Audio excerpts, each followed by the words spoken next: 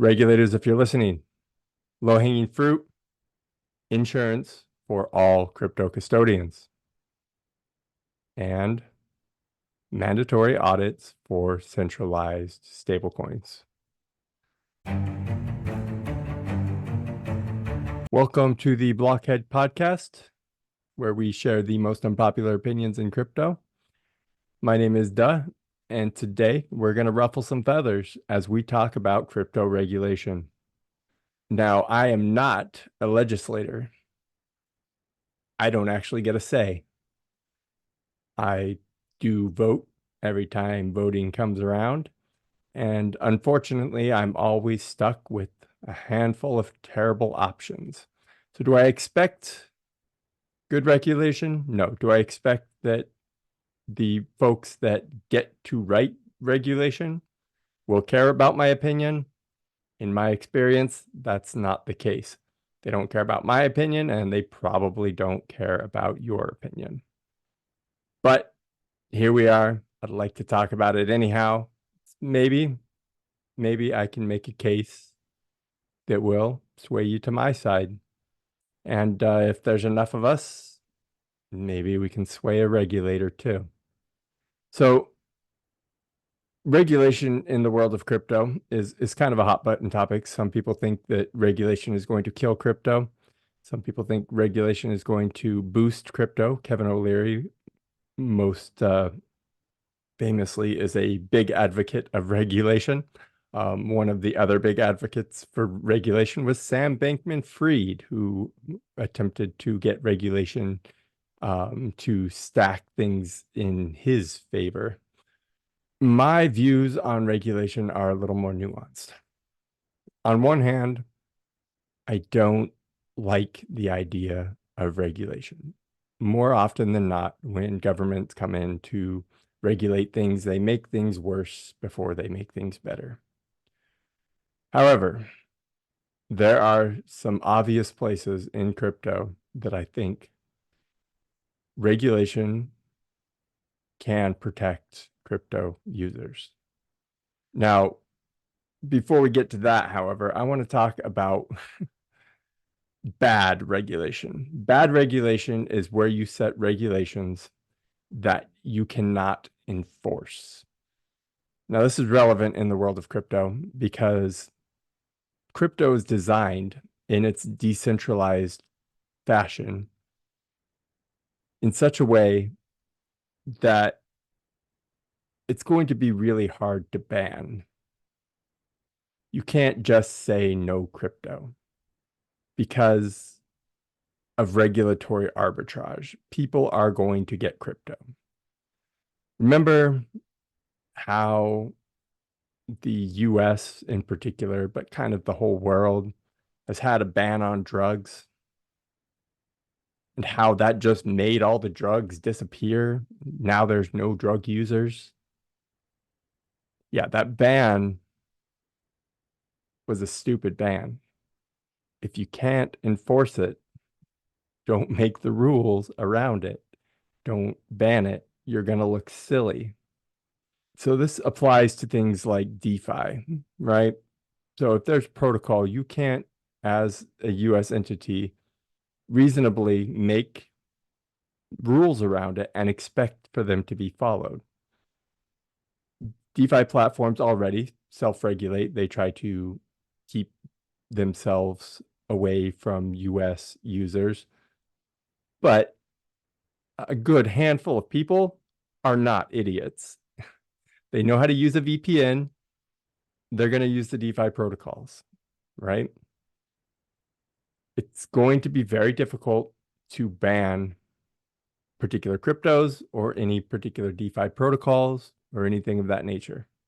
So I'm going to say, let's not do that. You should not be making regulation that you can't enforce. But here's something that can be enforced and will protect crypto users. These are the low-hanging fruit of regulation and where we should start and where we should have started years ago. Number one, crypto regulators, if you're listening to me, this is the biggest area where you can play a role in protecting crypto users, your citizens. Any entity, any centralized entity that is custodying anybody's funds needs to be insured for the entire amount. I'll say it again. Anybody that is custodying crypto funds that are not their own needs to be insured for the entire amount. So whatever happens, their customer deposits are insured. So I don't know exactly how this is going to look, and chances are there's probably a good way to do it and a better way to do it. And if regulation rolls out, it will be neither of those. But this is the low-hanging fruit to protecting users. More harm has been done from centralized entities losing customers' funds, mostly through fraud, FTX, Celsius, but also through incompetence, and usually a combination of both. Let's talk Quadriga, Voyager, BlockFi. Anyone that is custodying funds needs to be insured. These are the ones where customer funds have been lost. Anybody, Coinbase, custodying user funds needs to be insured. Now there's an ETF custodying funds. I think most of them are using like a Coinbase, needs to be insured. Now, I don't know what insurance looks like on this. I'm not an expert in insurance, but I do know that more harm has been done from centralized entities attempting poorly to custody other people's funds.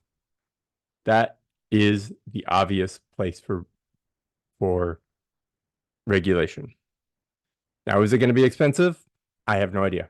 I know that market rate for insurance on these types of things, Nexus Mutual, check them out, was about 2% per year. So I think that's expensive. It's pretty expensive to me. But here's the point. Nobody should be custodying anybody else's funds in the first place. If you're doing crypto right, it's not expensive because you're not custodying customers' funds. Low-hanging fruit for crypto regulation, insurance for all crypto custodians. Number 2, centralized stablecoins need to be audited. And any centralized stablecoin that is not audited doesn't need to be banned. That's hard, but could be blacklisted. I think that the first biggest threat to crypto is crypto custodians. Second biggest threat to crypto is these stable coins, billions and billions and billions of theoretical dollars that are unaccounted for. Tether, yes, I'm looking at you, Tether. People, stop using Tether until they can have some transparency. I will assume that they are lying. Centralized stablecoins, USDC, Tether, PayPal coin, Paxos, whoever it's through, needs frequent auditing to ensure that the amount of funds that they say are backing their stablecoin are indeed backing their stablecoin.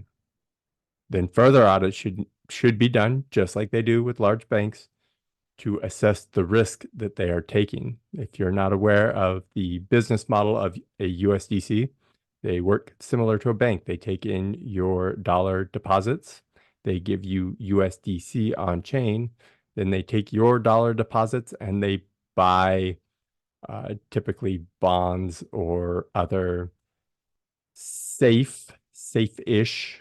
assets, yield-bearing assets. Only with the explosion or the downfall of Silicon Valley Bank, we know that even safe assets have some risk. And so these centralized stablecoin issuers, I don't want to, this shouldn't overflow to decentralized stablecoins. All of those funds are absolutely transparent. You can go on chain and check for yourself all the assets that are backing them. They're all there. But the centralized coins, it's all very murky. It's all very dark.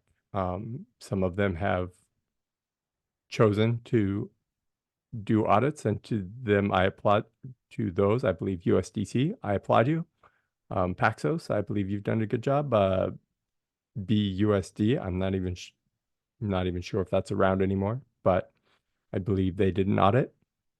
But it needs to be a frequent thing. It needs to happen every 3 months, and the assets backing them need to be vetted for safety.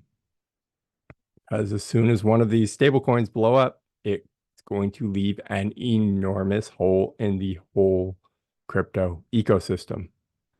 So, regulators, if you're listening, low-hanging fruit, insurance for all crypto custodians, and mandatory audits for centralized stablecoins.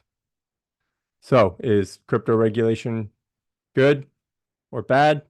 No, not necessarily. Neither one. Good regulation will be good for the crypto ecosystem, good for crypto users. Bad regulation is just going to be embarrassing for everyone, as it's probably going to get ignored. That's all I've got for you today. I do hope that there is some sort of regulator listening to my podcast. If I do hope that there is some sort of regulator that catches wind of this podcast and is swayed in the direction of good regulation. Hey, Blockheads. Thanks for listening. We're going to get you back to the podcast in just a minute, but before we do, there's something I want to share with you. I believe that if crypto is going to succeed, what it needs is fewer speculators and more knowledgeable users. That's why my mission is to take the crypto curious and empower them to become confident, competent crypto users. So if you're like me and you believe that crypto has a role in the future beyond speculation, I invite you to join the Blockhead community. All you have to do is visit blockhead.finance and join our mailing list. Optionally, if you have a self-custody Polygon address with at least 5 Matic in it, you qualify for our Blockhead airdrop. That's right. Just put in your Polygon address and we will airdrop you some useless DUH tokens. Let us know what topic you want us to cover next, and we will double your useless tokens. Don't have a Polygon address? You are in luck. We've included a short video about how to set one up. So join us at blockhead.finance, and congratulations on being amongst the brightest of crypto early adopters.